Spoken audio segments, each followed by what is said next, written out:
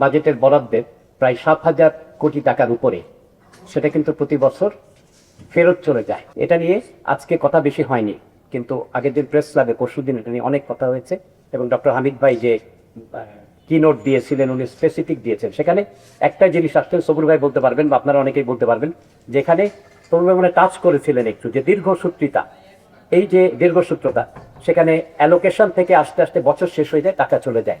তো এখানে মাঝখানে যে ডিজি অফিস থেকে যে অনেক কিছুর অ্যাপ্রুভাল নিতে হয়, আবার সেখান থেকে মিনিস্টার ফাইন্যান্সে যেতে হয়। এখানে যে কারণে আমি প্রথমেই বলেছিলাম যে ইংল্যান্ডের একটা উদাহরণ, এই সমস্যার সমাধান তারা কিভাবে করেছে। সেখানে 228টা, আমাদের এখানে 64টা আমাদের জেলা, 64টা জেলাকে যদি আমরা ইউনিট ধরি, সেখানে ইংল্যান্ডের 228টা ইউনিট।